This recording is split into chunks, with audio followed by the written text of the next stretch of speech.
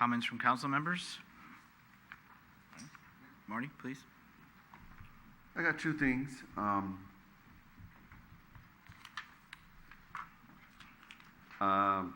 My neighbor's house burned down, and I wanted to be sensitive and also express my appreciation for our first responders.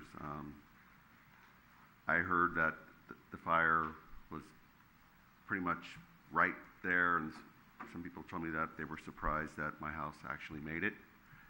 So I am extremely grateful for, of course, my family, and grateful that nobody got hurt. Those that were responding, those that whose house that was. Until we know the cause of the fire, I think it's no point speculating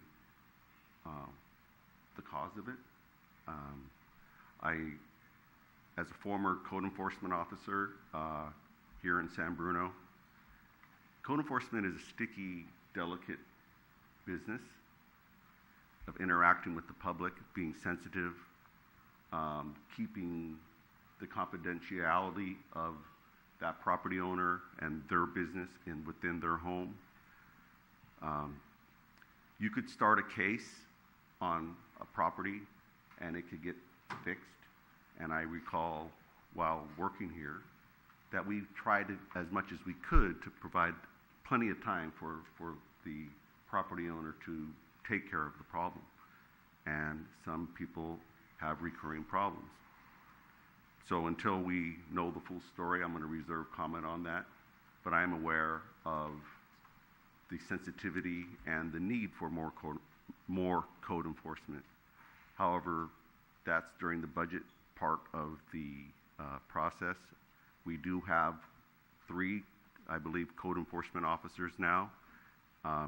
So I look forward to that discussion about how we're going to make things better, because we could always try to make things better.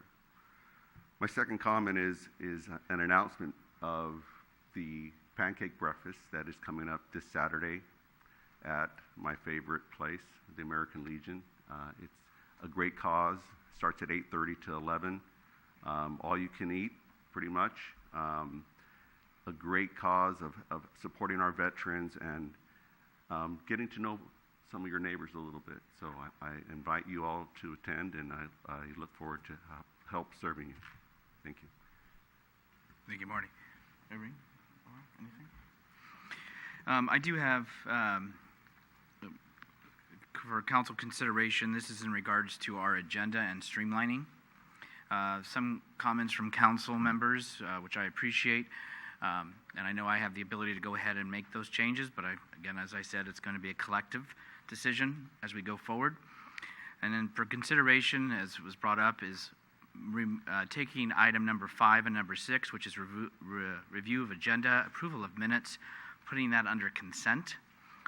Obviously, if there is something that needs to be reviewed and or modified, staff or council can pull that item.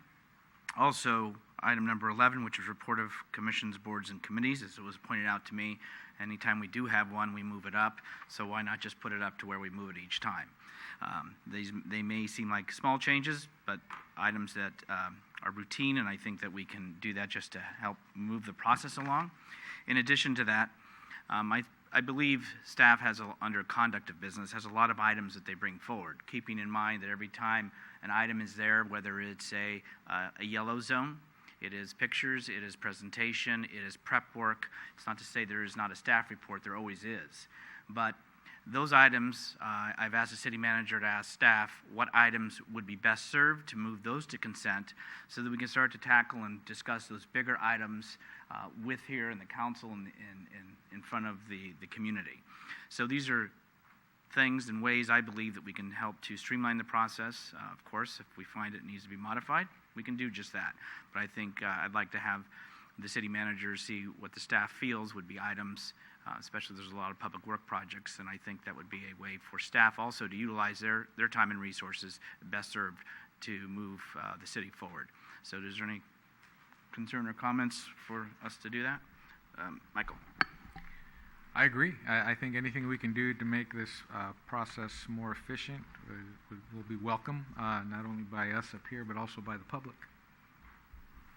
Okay, if not, Irene? The only comment I have is we try to make sure the public knows what we're doing, particularly in public work projects. So I wouldn't want the bigger projects anyway moved into consent calendars. So I totally agree. This is something like let's say we had the yellow zone in the city park on the last agenda. Did that need to be a whole conduct of business, or we had a camera for $21,000? Did staff need to give a whole presentation? The staff report is there for the public to view. It's on the website. It's in our packets.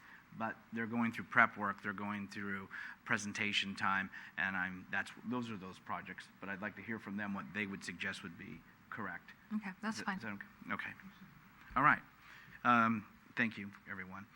If there's no other, yes, Laura. Mayor Medina, did you want to talk about the conference? We'll do that at the next Thank you. agenda. There was a conference. We were in Sacramento. I alluded to it earlier, and 4 of us were there, and I'll go ahead and give a better report. Okay, if there's nothing else, I want to adjourn this meeting in our city clerk's honor, Carol Bonner.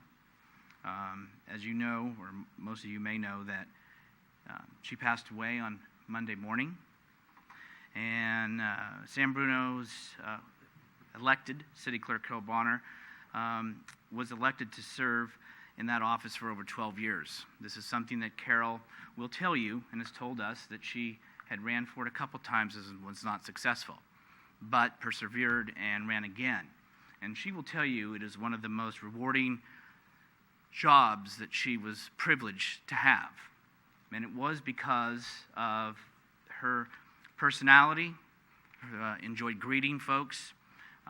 She would make immediate friends with everyone she met, and she has a passion for the San Bruno community.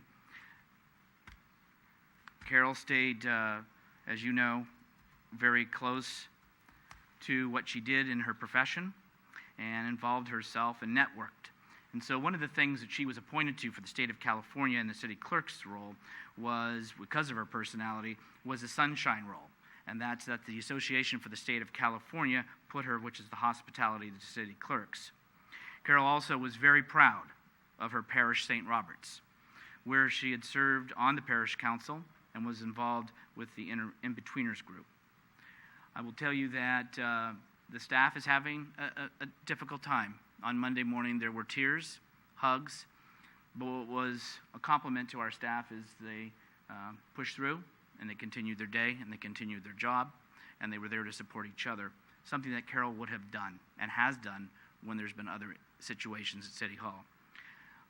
She will be missed, and I will tell you that our flags have been lowered. If you see that, it is for her public service as an elected official of this city that she represented and was elected by the people for 12 years to serve in that capacity. I was told that there will be services next Wednesday and Thursday. I do not know the specific times, but Carol was loved by many and will be dearly missed.